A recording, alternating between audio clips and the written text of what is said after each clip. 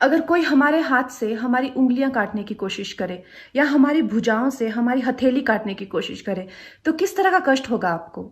वही कष्ट पहुंचाया है चाइना ने हमें लद्दाख पर अपनी लालची नजरें गड़ा के, और वहां हमारी सीमा का एक एक इंच बचाते हुए हमारे 20 जवान शहीद हो गए हैं। क्या भूल पाएंगे आप उनकी माओं के आंसू, उनकी विधवाओं की चीखें और उनके बच्चों के दिए हुए बलिदान को?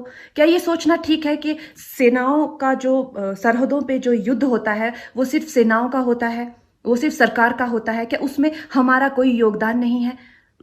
क्या हम भूल गए वो वक्त जब महात्मा गांधी जी ने कहा था अगर अंग्रेजों की रीढ़ तोड़नी है भारत में तो उनके बनाए हुए हर उत्पादन का बहिष्कार करना पड़ेगा? तो क्या ये जरूरी नहीं है कि हम भी इस युद्ध में हिस्सा लें, क्योंकि लद्दाख सिर्फ एक जमीन का टुकड़ा नहीं है, भारत की अस्मिता का एक बहुत बड़ा हिस्सा है, भारत की हथेली है। हम उसे किसी तरह से इस दुश्मनों के उनके गंदे इरादों में सफल नहीं होने दे सकते।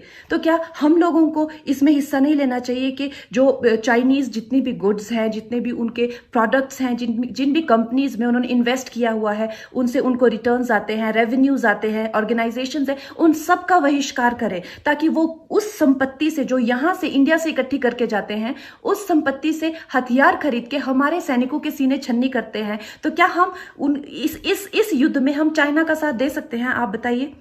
ये क्या हमारा कर्तव्य नहीं है कि हम अपनी सेनाओं का और अपने सरकार का साथ दें? तो हमें प्रतिज्ञा लेते हैं कि हम आत्मनिर्भर बनेंगे और चाइनीज गुड्स को बिल्कुल बॉयकॉट करेंगे और इस युद्ध में हिस्सा लेके भारत को जिताएंगे। जय हिंद।